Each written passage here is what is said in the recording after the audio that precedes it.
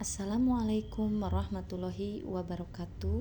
Perkenalkan, saya Winda Kurnia, mahasiswi UIN Syekh Nurjati Cirebon dari kelas B29 dengan nomor NIM 23811311128. Pada kesempatan kali ini saya sedang menjalankan ujian tengah semester dari mata kuliah Perencanaan dan Metode Pembelajaran.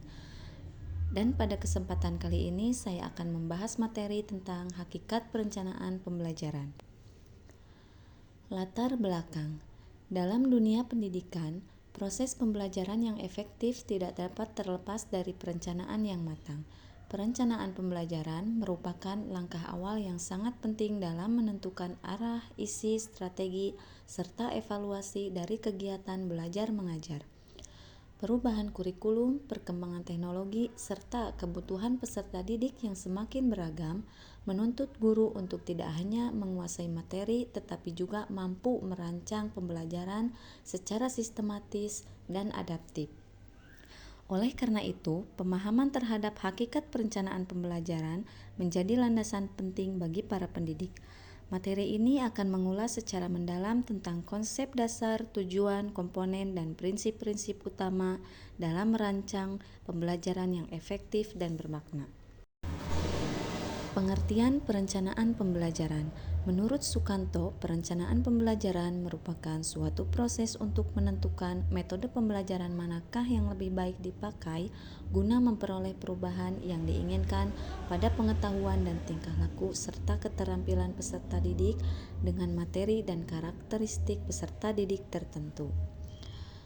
Karakteristik perencanaan pembelajaran. Ada 3 poin pada karakteristik perencanaan pembelajaran.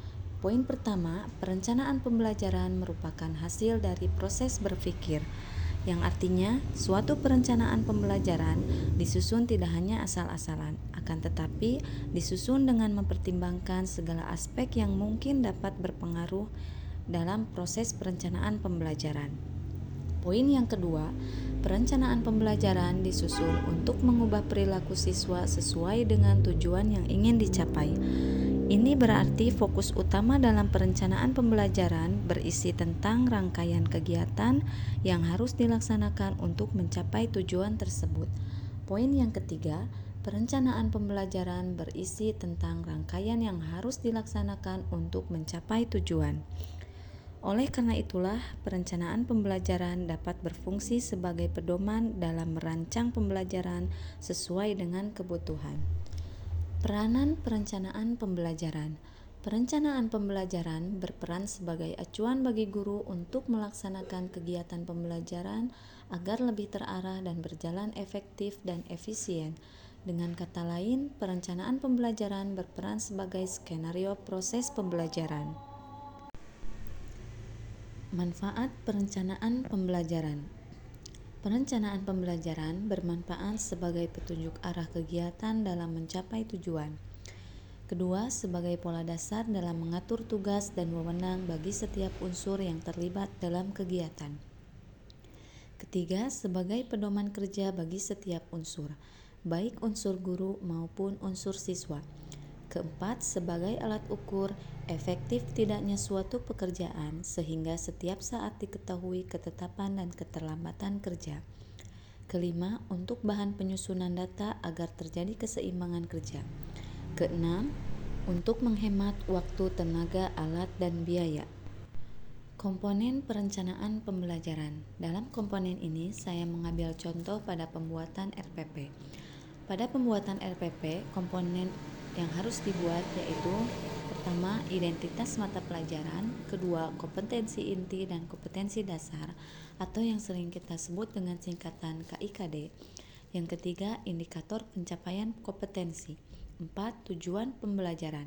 5. Materi pembelajaran. Keenam, metode dan model pembelajaran. 7.